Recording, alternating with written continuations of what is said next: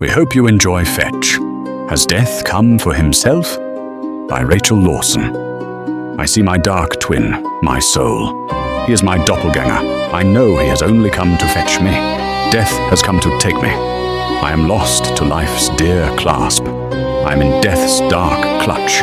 Terror in my heart reigns as king. I am lost to love. I am lost to life. I am lost. Lost what the?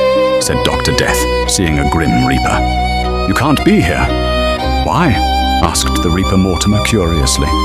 You know as well as I do, said the doctor. Yes, you're right. This is ridiculous, said Mortimer. It is insane, said Dr. Death. Glad you agree, said Mortimer. Why are you talking to yourself, Dad?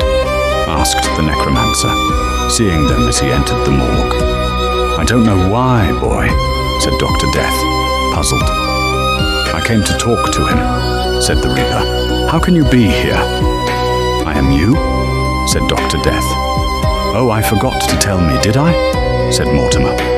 Yes, said Dr. Death. I travelled from the future to warn me I am going to die if I don't catch the necromancer, said Mortimer. What? Said Dr. Death, glaring at his son. I don't want to hurt you, said the necromancer. Sorry, not I. And the other one? Said Mortimer. What other one? Asked Dr. Death. The fake one, said Mortimer. I have a copycat, said the necromancer, feeling flattered. He wants to kill me, you psycho, said Dr. Death. Sorry, said the necromancer. I got to go, Mortimer said, and poofed into thin air. Wonder where he has to go, said the necromancer. Probably judging himself, said Dr. Death. You said it, not me, said the necromancer, amused. Dr. Death glared at him. Sometime late. You have a copycat, said the necromancer. Are you sure? Asked the coroner. Dr. Death, also known as Dr. Blake Alexander, to his son in the morgue. I never met this victim in life, but I was the Reaper who collected his spirit, said the necromancer, who did soul collection duties as a Reaper. I saw your name on the paperwork as Soul Collector, said Blake, the king of the Reapers who was the coroner. I think we have our copycat we were warned of, said the necromancer. Did you see the killer? Asked Blake. Yes, said the necromancer. Can you describe them? Asked Blake. Average height, wore a black balaclava, Caucasian black clothes, said the necromancer sadly. So nothing obvious, said Blake sadly. Nothing, said the necromancer. So we are basically up a creek without a paddle, said Blake. Yes, replied the necromancer. Not completely, said Blake's assistant Dante. What do we have? Asked the necromancer. That's a magician, said Dante. One of us or human? Said Blake. One of us. How could I tell a human magician from an autopsy? Said Dante. Thought you recognized him, Blake said. No, he's a John Doe, said Dante. Third one this week. Someone doesn't like us. Third? Said the necromancer, shocked. Thought little of it. Just thought they were your victims, Dante said. No. I haven't been killing this week, been too busy, Lando. My boss at the newspaper has got me on entertainment reporting duty. The entertainment reporter disappeared suddenly. No one can find her, said the necromancer. One of your victims? Asked Blake. No, I'm worried about her too, the necromancer said. Was she a magician? Asked Dante. Yes, a Venusian princess, said the necromancer. Oh, I have a Venusian Jane Doe here. She was one of them. I counted that she was the first we got. She came Tuesday, Dante said. That's when Harriet went missing, said the necromancer sadly. I'll tell the men in blue to keep an eye open for missing magicians, Blake said. They wear black now, don't they? Said Dante pedantically. Well, yes, but that's what the police are called, said Blake, in the office of the sergeant of police at the local station, days later. The black-clad sergeant sat at his desk, talking to Blake and Lance, the necromancer, who were in civilian garb. I was wondering what happened to the Princess of Venus, the Man Martian, and the Mercurial King, the sergeant said sadly. I was worried about the princess myself. I've been doing her job, said Lance.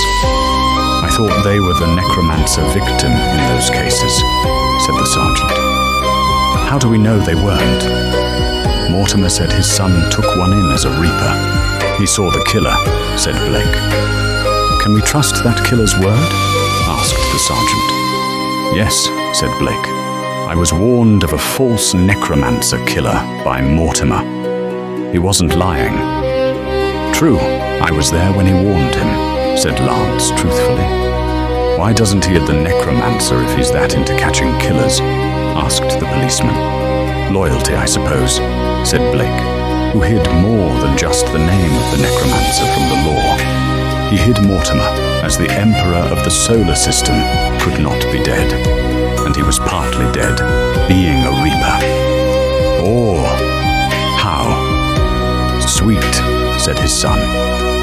Not sweet it is being an accomplice in the necromancer's murders, said the policeman. I sometimes wonder why we don't arrest him sometimes, but he has cracked some unsolvable case for us. True, he has his uses, said Blake, smiling, later in the afterlife.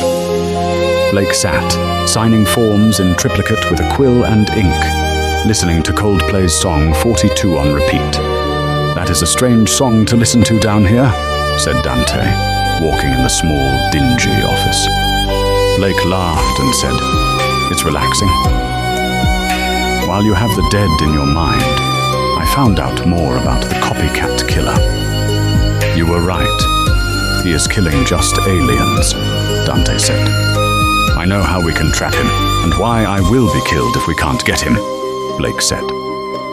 Your dad is insane, said Lando King, Lance's boss. Why did Chris tell you the plan? Asked Lance. I weaseled it out of her.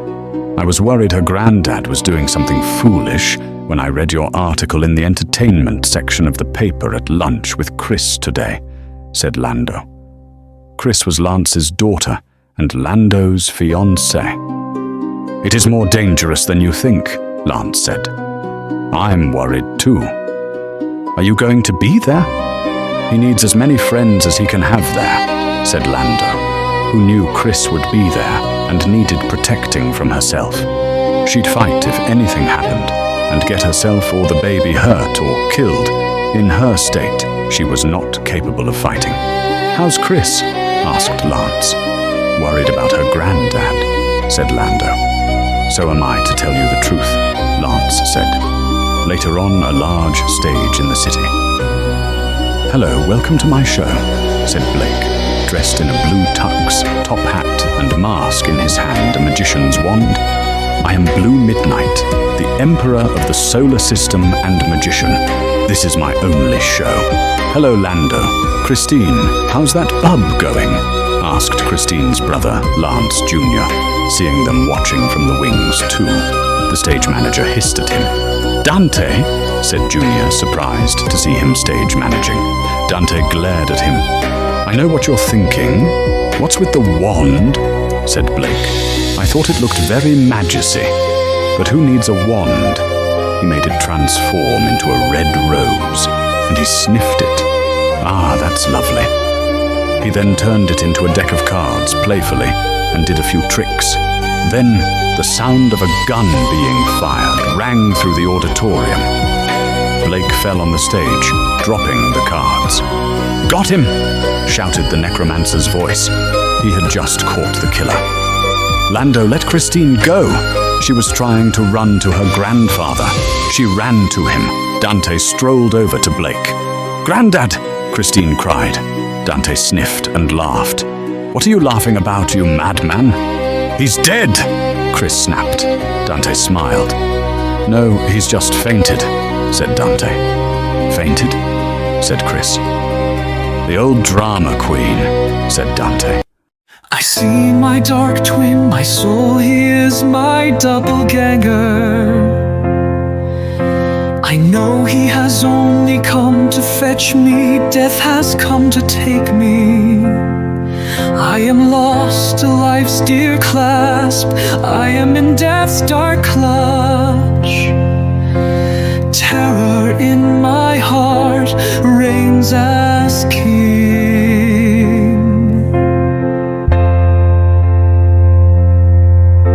I see my dark twin, my soul, he is my doppelganger.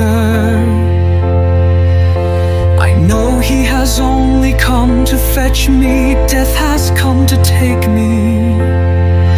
I am lost to life's dear clasp, I am in death's dark clutch.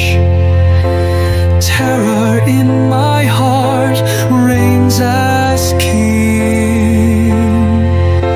I see my dark twin, my soul, he is my doppelganger. I know he has only come to fetch me, death has come to take me. I am lost to life's dear clasp, I am in death's dark clutch. Terror in my heart reigns as king.